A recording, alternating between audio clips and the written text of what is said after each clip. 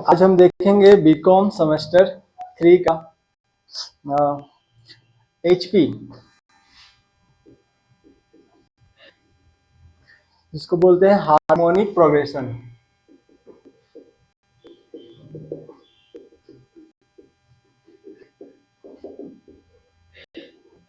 Harmonic progression, इसको हिंदी में बोलेंगे हरात्मक श्रेणी, हरात्मक श्रेणी। तो एचपी क्या है? एचपी एपी का ही दूसरा रूप है ना। एचपी हम जो सॉल्व करेंगे तो एचपी का कोई अपना फॉर्मूला तो होता नहीं है ना। ये क्या डिपेंड होता है? एपी पे ही डिपेंड होता है। किस पे होता है? एपी पे।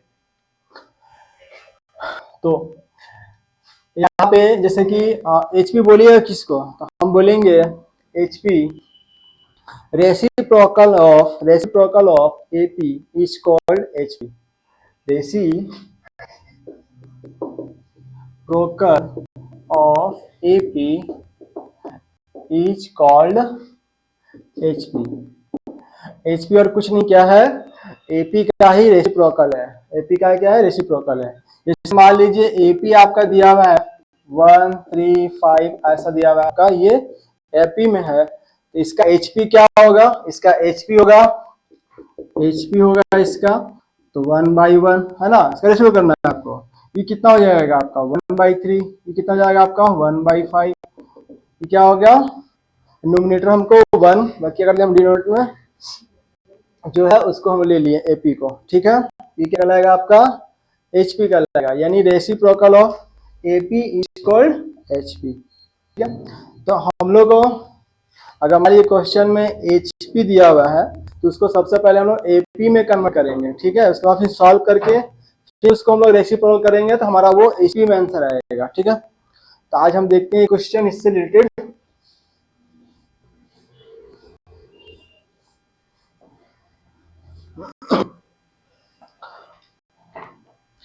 तो फर्स्ट क्वेश्चन दिया हुआ है सेवन टर्म ऑफ एचपी, है ना। सेवन टर्म क्या लिखा हुआ है? सेवंथ टर्म ऑफ एचपी कितना है? 1/10 है। और क्या है आपका? 12th टर्म ऑफ एचपी जो आपका दिया हुआ है वो कितना दिया हुआ आपका?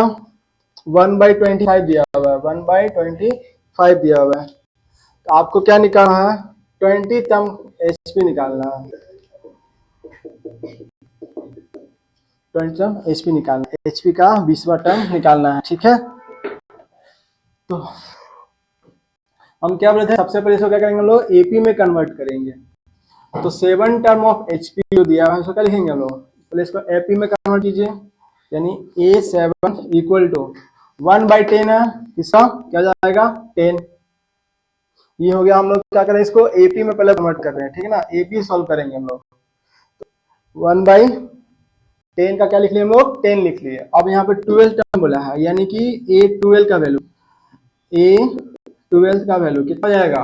1/25 है तो 25। अब एपी में A7 का फॉर्मूला क्या होता है? फॉर्मूला हमारा क्या था? ए निकालने का A + n - 1 और d, जितना भी n होता है उससे घटा देना होता है। तो यहाँ पे n का कम कर रहा है 7 में से 1 घटा देंगे कितना निकल जाएगा? 6। यानी इसका फॉर्मूला क्या जाएगा? A + 6d इक्वल हो जाएगा 10। इक्वेशन हो गया फर्स्ट।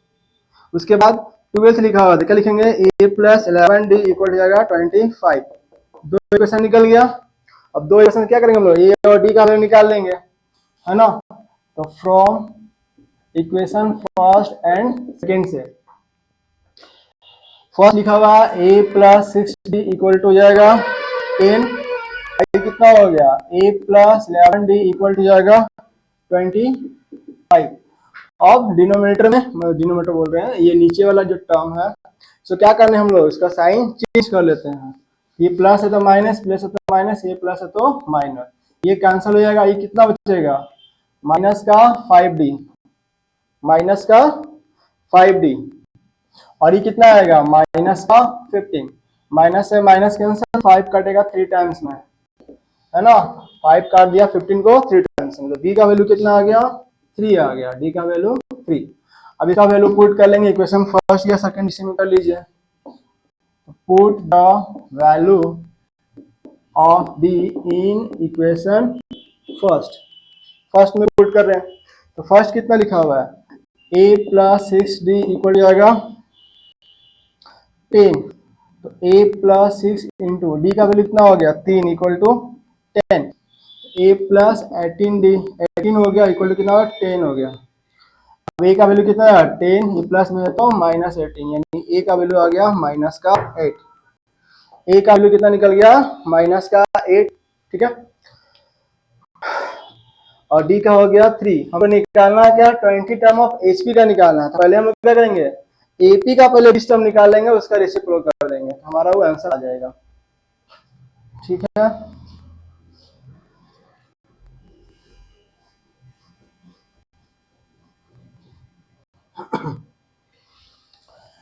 तो 20 का फॉर्मूला a20 क्या जाएगा a प्लस 90d, है ना। तो a प्लस 90d हो गया और a का वैल्यू कितना हो गया तो माइनस का 8 प्लस 19 इंटू और d का वैल्यू कितना है 3, तो माइनस 8 और 19 से कितना हो गया 57। अब घटाएंगे कितना हो जाएगा 17 8 9 और ये 4 49 चला गया। तो a20 का वैल्यू कितना निकल गया 49, ये हो गया AP आंसर है। हमको निकालना है HP का, तो 20 टर्म ऑफ HP क्या हो गया 20 टर्म ऑफ AP क्या निकलेगा आपका, इसका रेसिप्रोकल तो 1/49, ये आपका आंसर है, ठीक है।